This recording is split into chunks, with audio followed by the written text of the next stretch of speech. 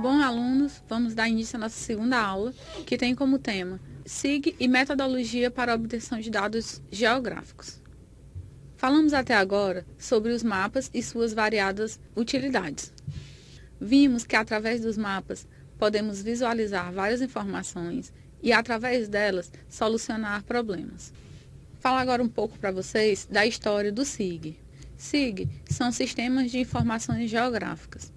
Em 1854, em Londres, o Dr. John Snow observou que estava ocorrendo um surto de cólera na cidade. Então ele resolveu utilizar um mapa para tentar solucionar o problema ou pelo menos entender a sua causa. No mapa da cidade, ele marcou os pontos onde estavam os doentes de cólera e os locais onde tinham poços de água. Ele observou que ao redor de um poço de água estavam a maioria dos doentes. Podemos ver esse mapa no slide 3. Observem que o mapa traz uma pequena legenda que indica os poços de água, os dados da cólera e o poço interditado.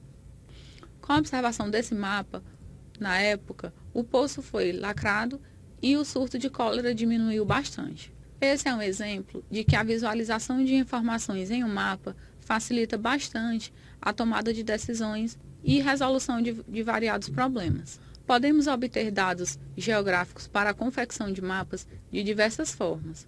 Algumas delas, por exemplo, são a digitalização manual de imagens ou de dados, o escaneamento de alguns dados, também pode ser feito para que se obtenha essas informações.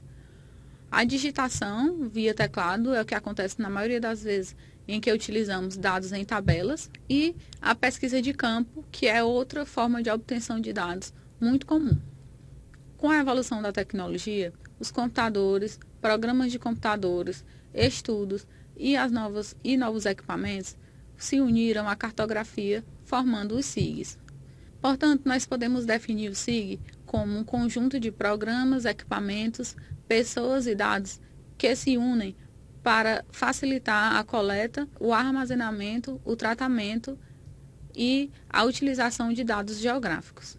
A estrutura de um SIG, ela contém variadas etapas. São elas: a entrada de dados, gerenciamento de dados, tratamento de dados e a visualização do que agora será chamado de informação.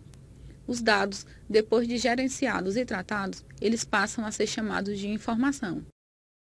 No slide 6, nós podemos observar a interface de um SIG, que é a tela de comunicação entre o programa e o usuário. Nesse caso, a interface é composta por uma imagem, por pontos, linhas, áreas e por um banco de dados, que é onde ficam guardadas as informações coletadas. Algumas aplicações dos SIGs são, por exemplo, na saúde pública, em redes hospitalares, saneamento básico e controle epidemiológico, que é o exemplo dado no início dessa aula.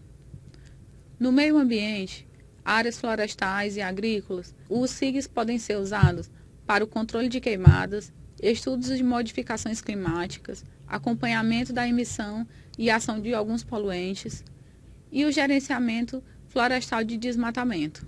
No planejamento de vendas, o SIG também pode ser utilizado na segurança pública, na supervisão do espaço aéreo, marítimo e terrestre, no controle do tráfego aéreo, no sistema de cartografia náutica e alguns outros exemplos.